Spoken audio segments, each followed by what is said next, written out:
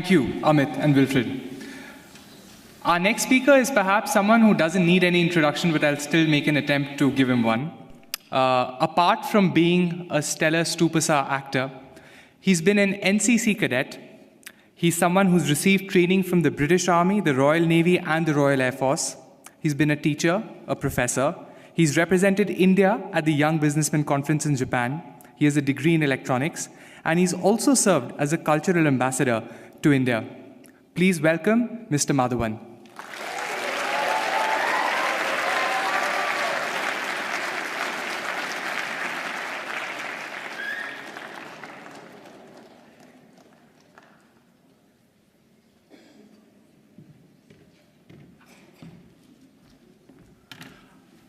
Oh, well, let me just get set up right now.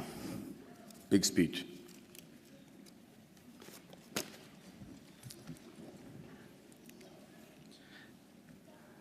So, first of all, thank you very much for having me here at the Inspire series. It's worked dramatically. I'm already inspired to be addressing this really august intellectual gathering of people from Harvard, a place that my mother thought I will never reach. But you know what? A lot of people have spoken before me and eloquently and described their dreams for India and given figures and facts that either are skeptical and, like Mr. Wilbur says, aspirational. But I'm just an actor, and I'm going to just give you my dream shamelessly, because that's the thing that I can do best.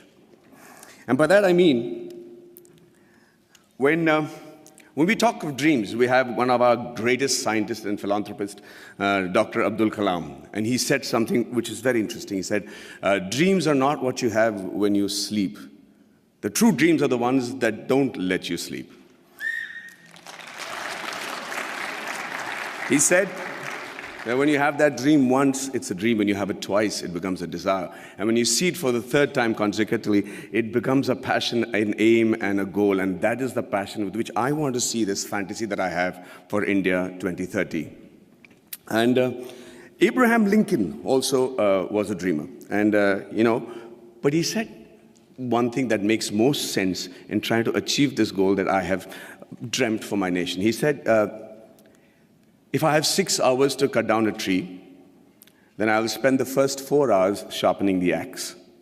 There's a great philosophy in that. In this era of instant gratification, we just keep thinking we can achieve all these goals by just tweaking this, tweaking that. It's not true. I really believe that, that a missionary zeal is required to make that quantum change that can make 2030 what I'm dreaming about right now. And just let's look at India as a country. What a unique nation, seriously. Thousands of years old of culture and tradition, many invasions, being ruled for many years, and we still somehow managed to maintain our identity. We still somehow have managed to maintain our Indianness, our beliefs, our faith. And, there has been, we have our drawbacks. There is corruption, there is violence, there is differences between the different religions and sects and castes and everything. But I can't help but think, looking at India, at the geography, that we're not doing really that bad. Look at all the other nations around in the world. Look at our neighbors. Compared to that, there is somebody in India who's doing something right for us to be called a growing economy and being projected as the third largest economy in 2026 and the most educated and young nation in the world. And it's still functional democracy. So let's first accept the fact that there is some people in India with the right ideas and the ability to lead the nation to where we are today. Under that assumption, we are also very capable of finding very unique solutions to the problems that generally the world faces. One of them, of course, is the fact that we found freedom through non-violence and non-cooperation. Who would have thought that was possible? We have some other great... No, seriously, I mean, it was as radical a thought then as it is today. And one man in a loincloth with belief and faith and complete conviction was able to do that for us, Mahatma Gandhi. And it's an amazing country of people like Mahavir, Gautam Buddha, and Mahatma Gandhi, and then Bhagat Singh, who also had a dream. He dreamt then, 85 years ago, that I dream of an India where no infant cries for the want of milk. No youngster is deprived of relevant education, and no youth goes door to door finding a job. Sadly, it's still a dream today. And I dream of a 2030 when this dream becomes irrelevant. I dream of a 2030 when everybody is so equally satisfied with what they're doing that they're able to actually devote more time back to art and culture, which is another great important aspect of our country. Now, for that to happen, we need to be a healthy nation. And when I say healthy, I remember preparing for a film of mine, which released recently, where I had to look like a boxer, and I had these, biceps and triceps that had to be there. So I decided just to work on the parts that is seen outside my clothes. So I was just working out on my biceps and my triceps and my shoulders. But you know what? I suddenly realized the strength that I had in my arms and biceps was not actually enough for me to look even fit, because it is disproportionate growth. It is the kind of growth that will not make you fit or strong, but actually make you look inadequate. And that is what is happening to India today. Everybody says we are the largest economy, we're going to be the most populated country in the years to come. And with economic superpower and supremacy in rocket and space technology, which I am privy to, and then the IT giants and smarter cities. But ladies and gentlemen, I really believe that more than smarter cities, we require smart villages.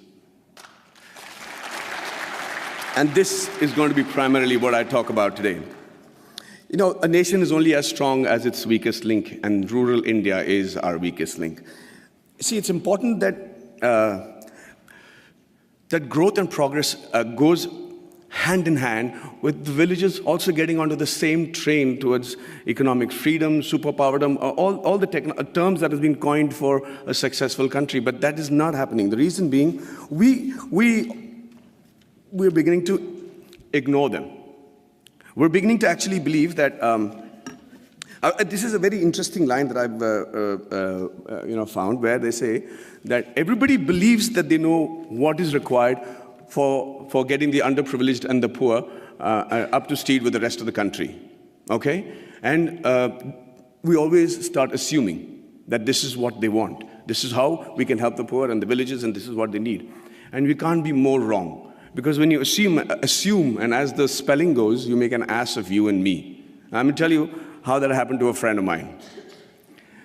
His name was, he's a very profound doctor, a gastroenterologist, and he got a call from his patient, Mr. Abdul, who said, Dr. Saab, my wife is really, really ill, and she's got a big stomach ache, and she can't sit, and she can't sleep, and she's in big pain. Can I come and visit you? And he said, yeah, by all means. And like all patients today, he has done his research, he's gone into the internet, and he said, usko ye ho sakta hai, wo ho sakta hai. And the doctor said, don't worry, let me handle it. And he checked her out, and he said, she has an infected appendix, so I have to do a surgery, and she'll be fine. The surgery was done, he was fine, and Abdul was a happy man. 1 year later, he calls back the doctor and says, sir, my wife has got a stomachache, please do the appendix operation, she'll be fine. Dr. Manoj said, listen, I'm the doctor, let me diagnose what I have to, please bring her to the clinic and we'll fix it up. He says, yes sir, fix up that operation date, we'll do it in half an hour and we'll be back, she needs her appendix removed.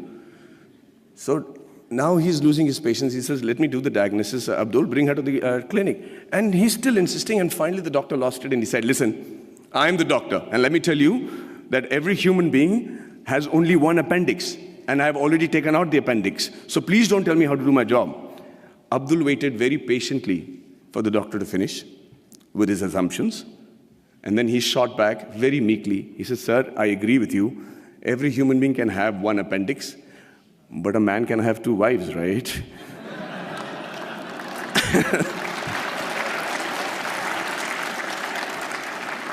So when we start assuming what the rural India needs, we do what I think is most dangerous.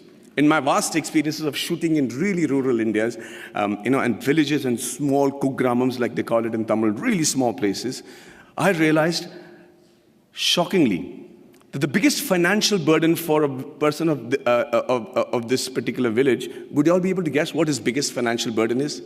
5 minutes? Hey, so I'm going to speak for 20 today. I'm going to reduce the number of questions. I'm prepared. Is that okay? Okay, so can you all tell me, anybody, quick answers, anybody know which is the biggest financial burden for a man in one of these small villages? Sorry? Theft. Health. Okay. No, not health, not the marriage of a daughter, not education, not, sorry? Liquor. Thank you for reminding me. No. Say that again. Dowry. No. No. No. No. Oh, let me put you out of your misery. No, I'm saying, what does he need financial assistance for? The answer is the untimely death of a relative, of a senior in their family. That is the one occasion he can't prepare for.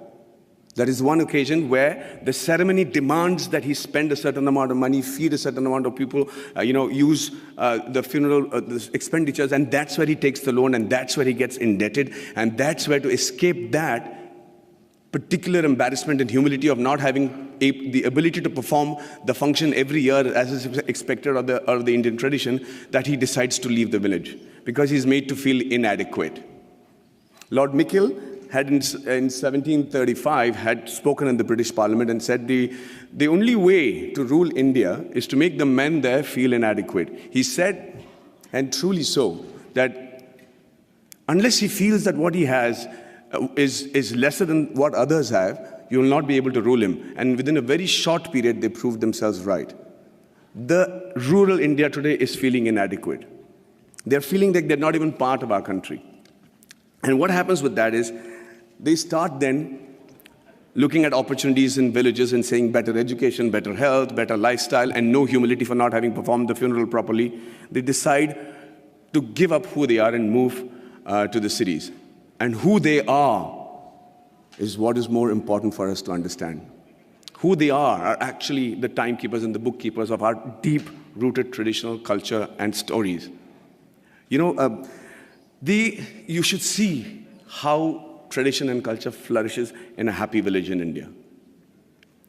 We don't have psychiatrists as a big fashion thing in India, and they still manage to maintain a great level of sanity. There's a great phrase from the poem If by Rudyard Kipling, where it says, dream but not make dreams your master, think but not make thoughts your aim. Meet with triumph and disaster and treat those two impostors just the same. It's very easy to say it, but how do you treat those two impostors just the same? The answer lies in the tradition and the culture and the books and the epics that are so prominent and predominant in our country. The Bhagavad Gita, the Quran, the interpretation of that in the subcontinent, the Bible, the Guru Granth Sahib, the granny stories. And you know how to handle the diversities and the setbacks, and you're able to sit back, reassemble yourself, come back and fight with the same glory again. And when you don't give a villager that, you're depriving him, we're depriving ourselves of what I think is one of the most important survival tools in today's world, which is the culture and tradition.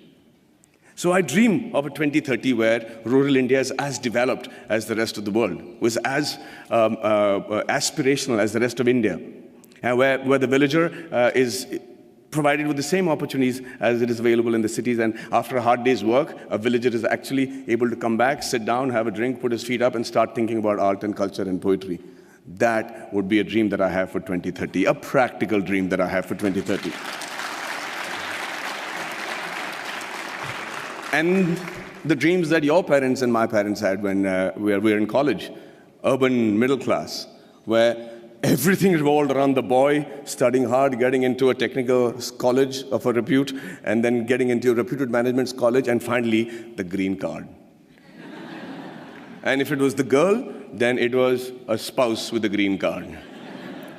I dream of a 2030 where students the world over will dream of a blue card, will dream of having once actually come to India and study and imbibe the knowledge that we have as a nation. It used to be true. We were the first university in the world. Nalanda was a university where people came in from far and wide. So it's not a pipe dream. It's a practical dream that I have, and I think that's easily attainable. And finally, before I wind up, I think I dream of a 2030 where we have a meritocratic electoral base which selects its leaders and whose leaders believe that it is more important to serve with a missionary zeal to serve the nation rather than rule it. You know, there is another stanza from the same poem which says that if they have the ability to talk to the crowds, yet keep your virtue, walk with kings nor lose the common touch, if neither good friends nor foes can hurt you, yet all men count with you, but none too much. If only the politicians understood the gist of that line, we would have a progressive country by 2030 where we'll all be proud of not just the way the country is running, but also proud about our politicians. And finally, you know, I'm an actor. And the dream that I have for myself is that in 2030, I'm as relevant, I'm as handsome, hopefully, but if age was to catch up, then they probably would have mapped my face by then and used technology to make me look as young or old as the role desired me to look, and I'm still able to romance the pretty young things that will be part of the industry in 2030.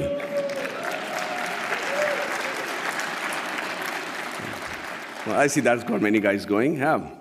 And finally, as an actor, I'm used and prone to dialogues. I love to speak dialogues, and I recently found a line that blew me apart, and I thought was a phenomenal Hindi film dialogue, where this great gentleman has said that whatever I am today, and all the achievements that has been possible by me, and what will eventually also be possible by me in the near future, is all because of my angel mother. Do you know who said that? Do you know who said that? Shockingly, Abraham Lincoln. So I dream of a 2030 where every Indian says the exact same thing about his mother, and not just about his mother, but also about his motherland.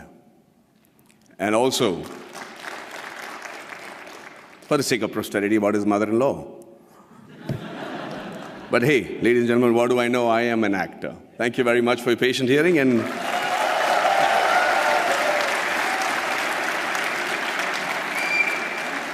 if I'm looking wise enough, I'm open to questions. Okay, wait, okay, is this, okay, it works. Okay, sorry, I wrote my question down. Okay. Give us some water. Okay, sorry. I've been trying to do this for 2 days. I've been low-key stalking you.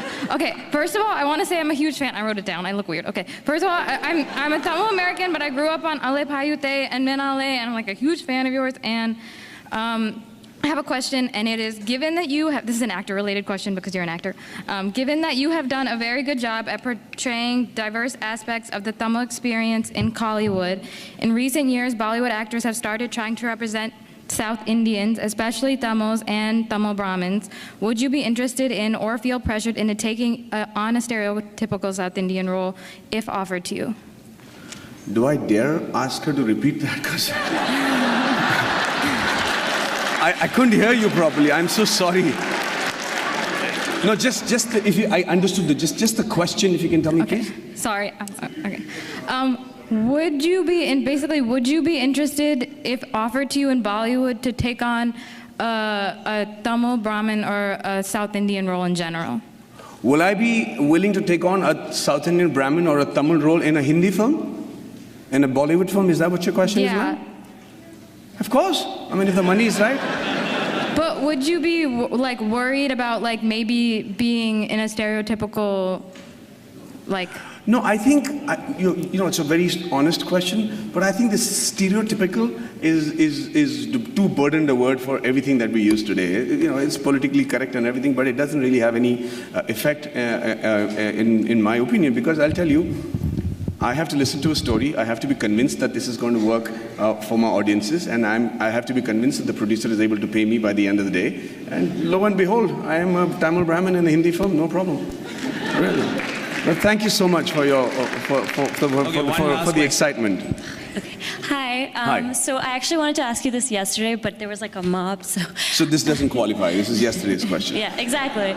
So my name is Pranati, and I actually grew up in Mumbai, like a lot of other people, and watched a lot of your movies. And I'm a vegetarian as well. Okay. So I really admired how you advocated for animal rights. But my question's actually about Three Idiots. So you spoke about how a lot of your acting roles was based on your experience. So I was wondering, because Three Idiots really does touch on a really important point that in the Indian education system, there is a lot of pressure, and this pressure can result in a lot of suicides by students. So I was wondering, how did your personal experience, because you did mention how you knew from the start that you did not want to be an engineer, so how did you channel that into your acting?